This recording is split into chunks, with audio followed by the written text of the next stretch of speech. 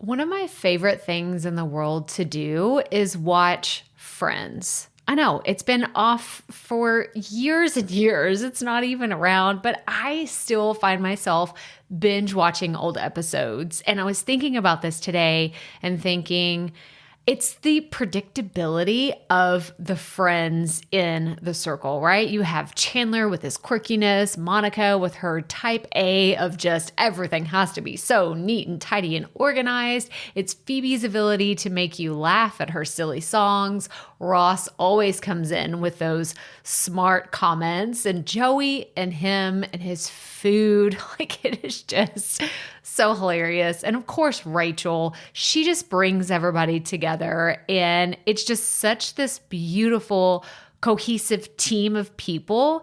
And it's why I wanted to come on and share with you today that I have an opportunity for you to find your friends in the content creation space. So if you are thinking about creating your first or your next digital course, I don't want you to miss this opportunity because Amy Porterfield just opened the doors for registration for her Course Confident Bootcamp. And I'm actually offering a special bonus for anyone that registers for the Course Confident Bootcamp through my special link. So I want you to go to crystalprofit.com/Amy-bootcamp to register.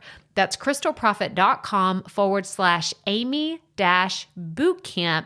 And what you're going to find when you get there is I have this special bonus private podcast series. It's called Money Mindset for Creators. So I want you to go register for Amy's bootcamp, download the podcast, and immediately start listening to it, because what this training is set up to do is to help you get your mind right about monetizing your content, making money so that you can fuel your content creation dreams. So go to crystalprofit.com/Amy-bootcamp to register for Course Confident. And I cannot wait for you to find your friends and find the people that will be there for you. Do you see what I did there? Yeah, nice little friends segue connection.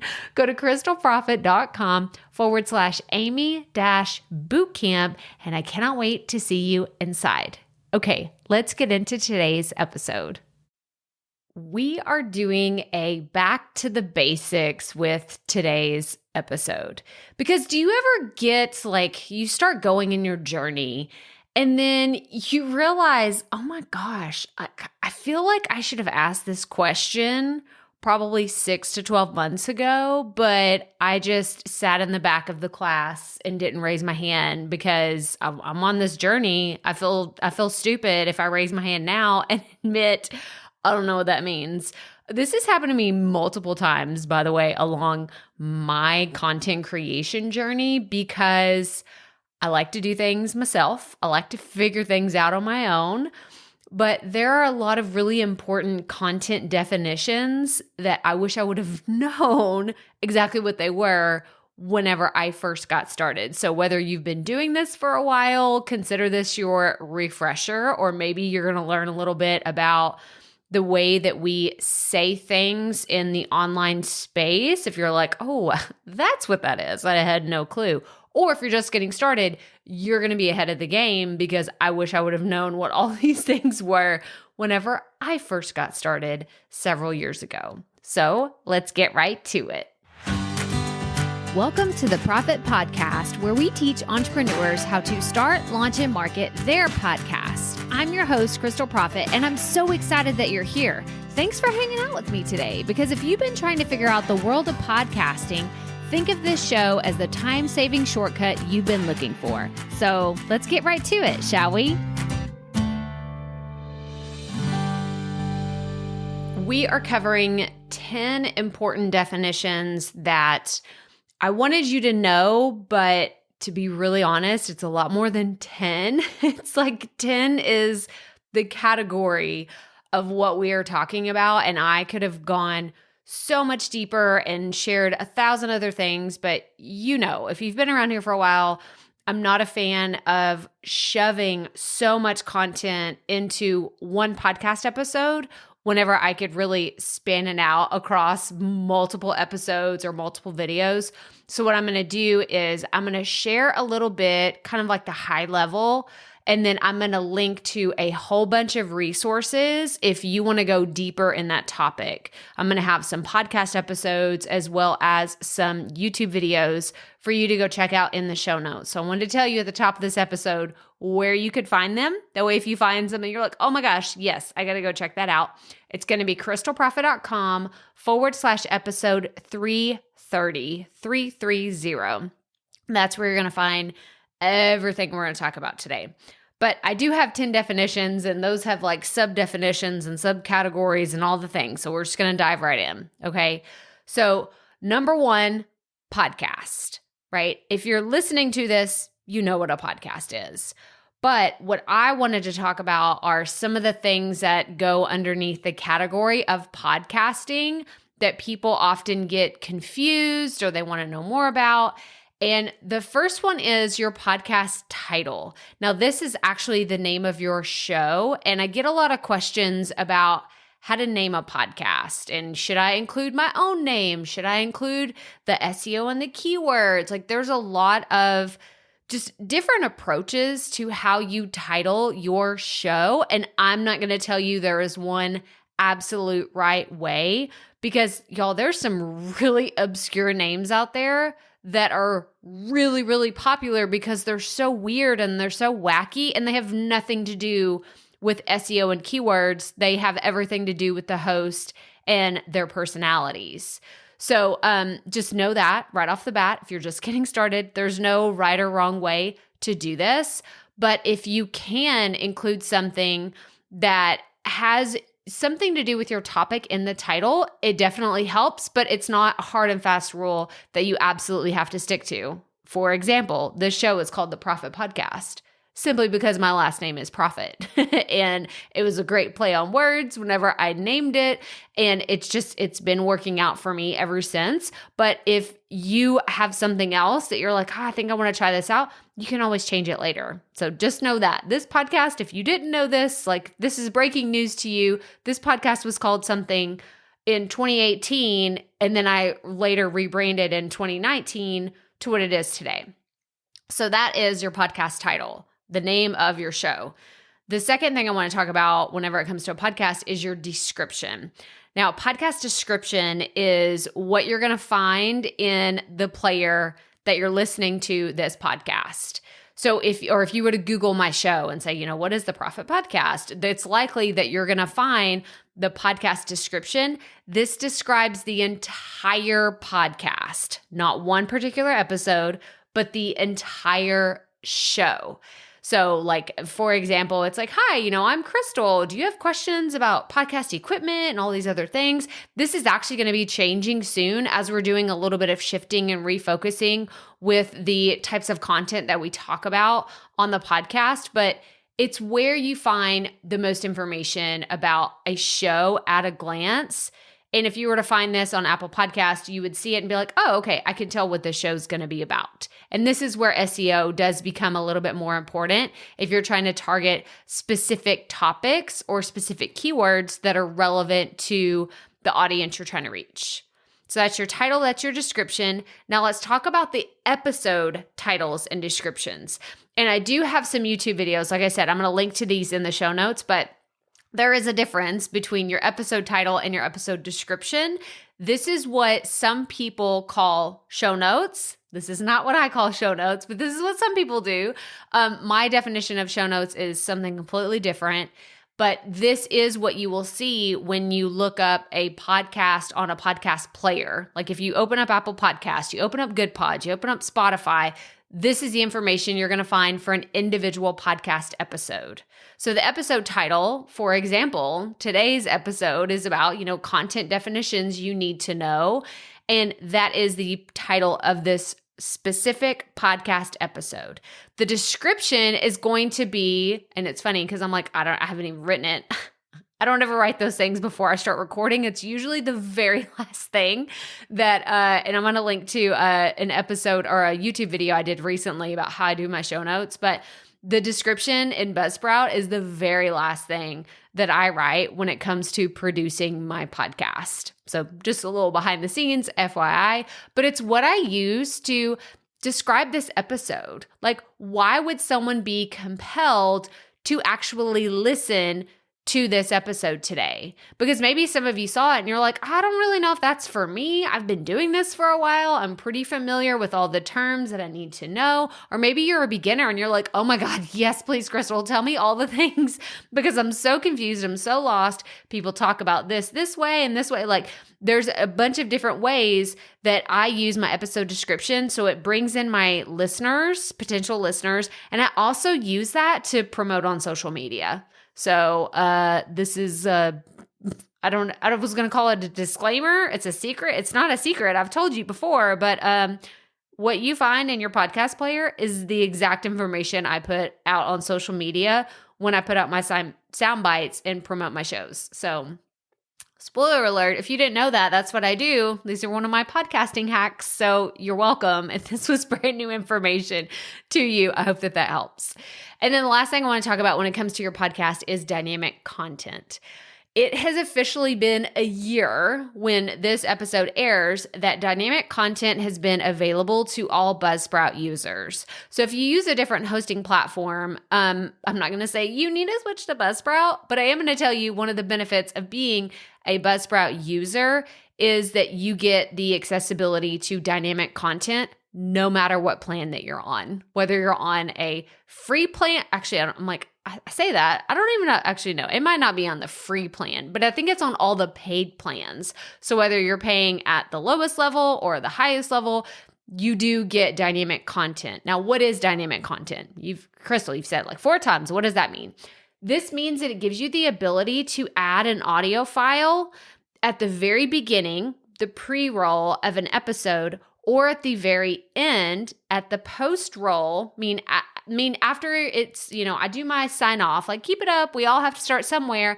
I could add something at the end of that to say, hey, by the way, have you checked out our latest book? Have you seen the latest YouTube video? I could add something at the end that is promoting my own stuff, or maybe it's for a launch or an affiliate program that I want to talk about. And I could switch that out, those audio files at the beginning or the end. But what's so cool about this is what I love. This is what gets me so giddy. I can hit apply and it will put that audio file in front of every single podcast episode I've ever created.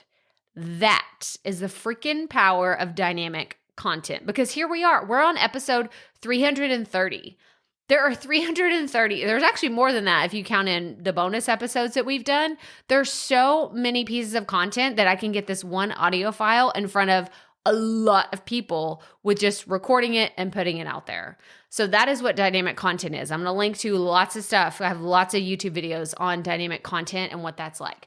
So those are your podcast definitions. I could go into more, but I wanted to keep this pretty high level because now we're going to go into YouTube.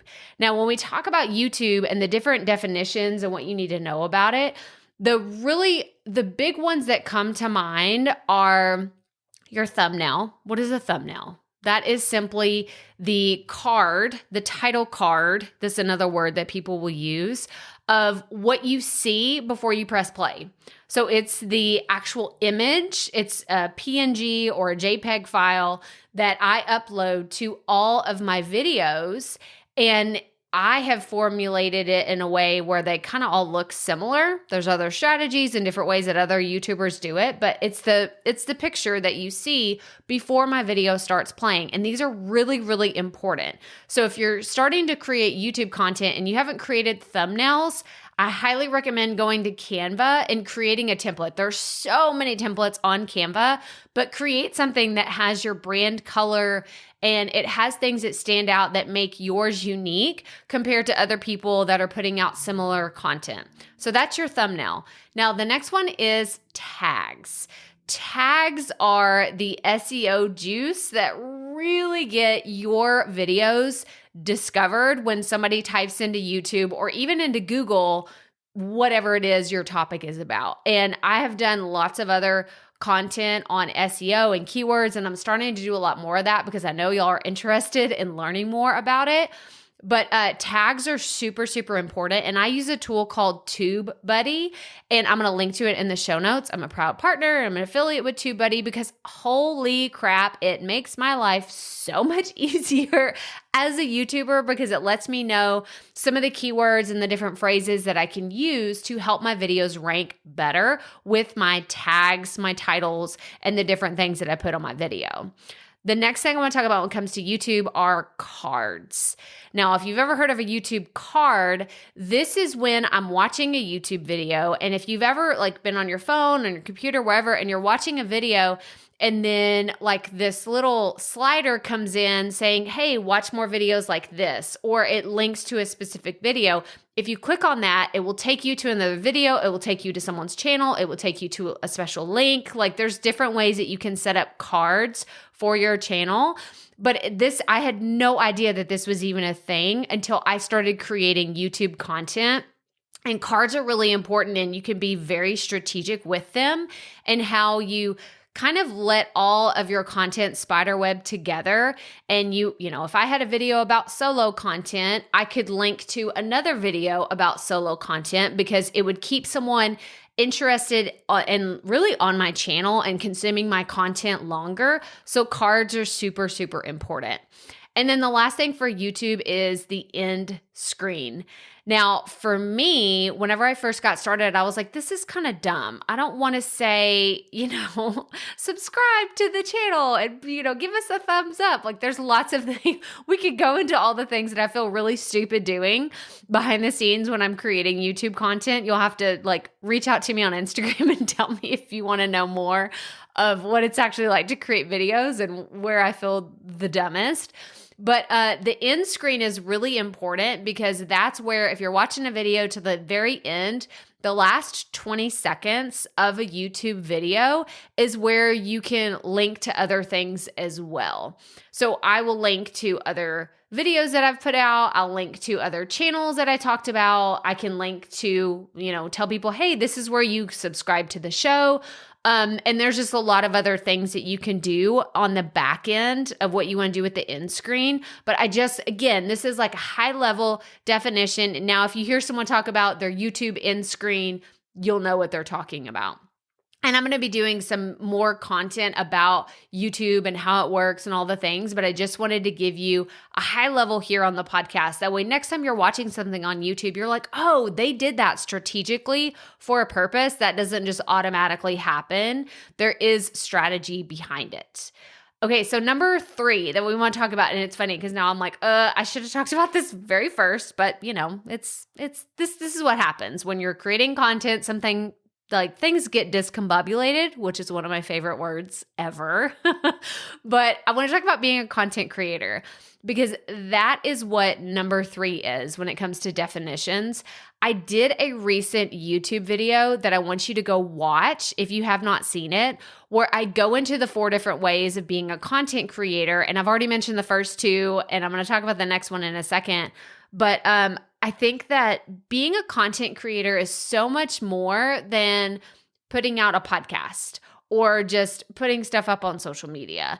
It is a lot more than that simply because you are trying to help people. And I've really adopted this phrase, I help people that help people. And so you may be listening to this and you're a course creator, you're an educator, you are someone that is trying to inspire and motivate others, or maybe you just entertain people. That's all fantastic, but you are a creator in some aspect. If you're creating any type of content, you are a creator, and I want you to own that title.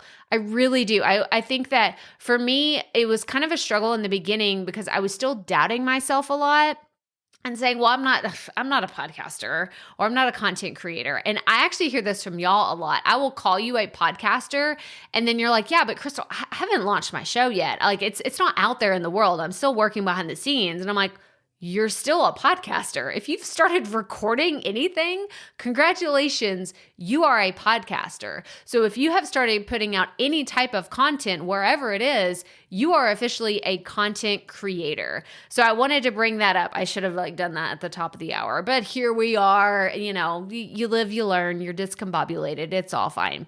But go watch that video on being a content creator. It would be really helpful for those of you that are just getting started. Number 4, we're talking about a blog and a website. This also rolls up under the umbrella of being a content creator.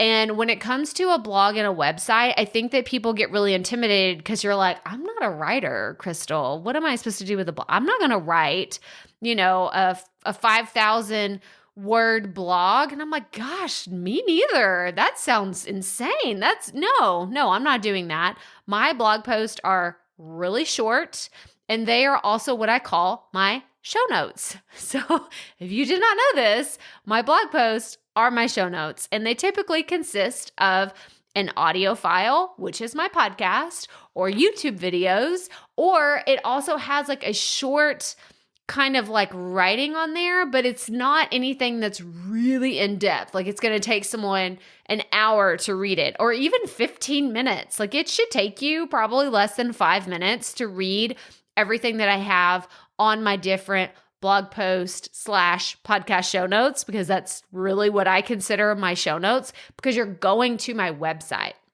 And now what I want to talk about when it comes to your blog and your website is SEO, search engine optimization. I've talked about this before. I'm going to link to some other resources, but basically this is you being able to rank on Google, on YouTube, wherever you're trying to get your content to the highest level.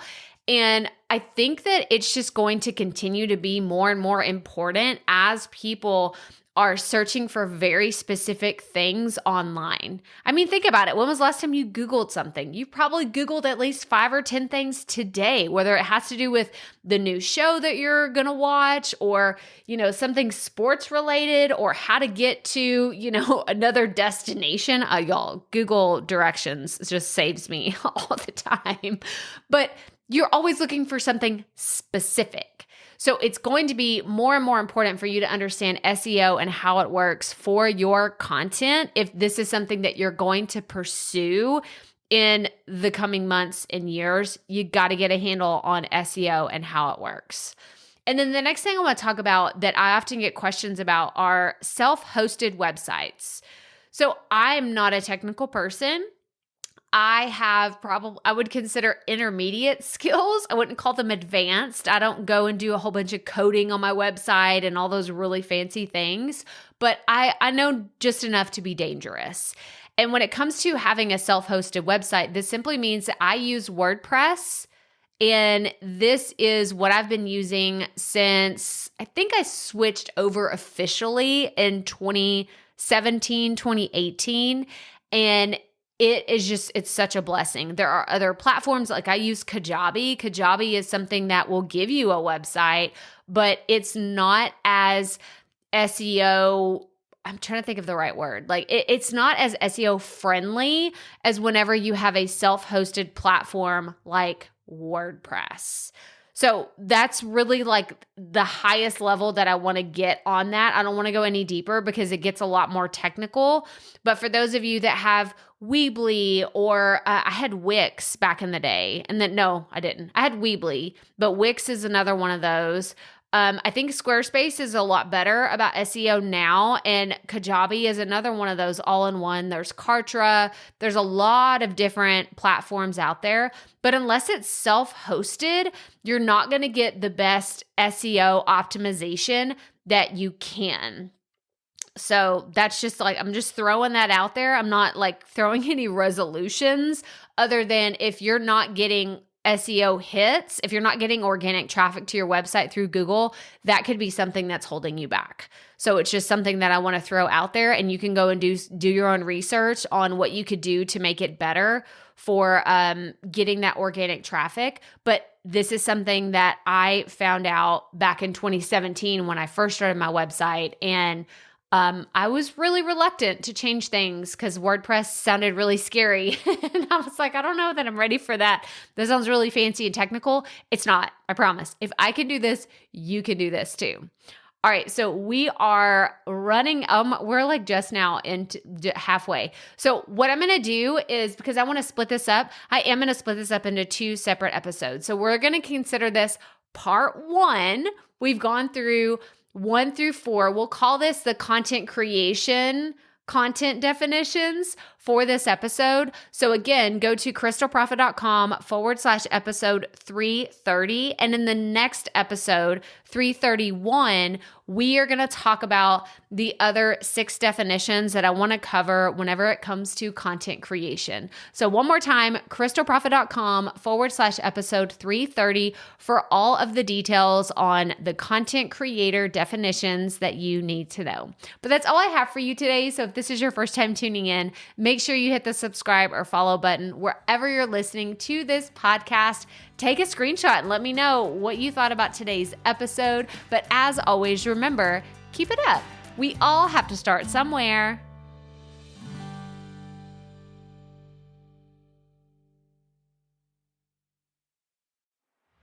Hey, Profit Podcast listeners. Thanks for sticking around to a little bit after the episode to hear this special message because I want to hear from you. We are starting a new segment called Fan Mail Shoutouts, and I want to hear from you, and I want to hear your questions. What do you want to know? What questions have you been dying to ask me? So here's how to make this happen. Go to the app where you're listening to this podcast right now. Go there. I'll wait a second. Okay. Now, once you're there, you're going to see a hyperlink at the top of the episode description that says, send Crystal a text message. And that's all I want you to do.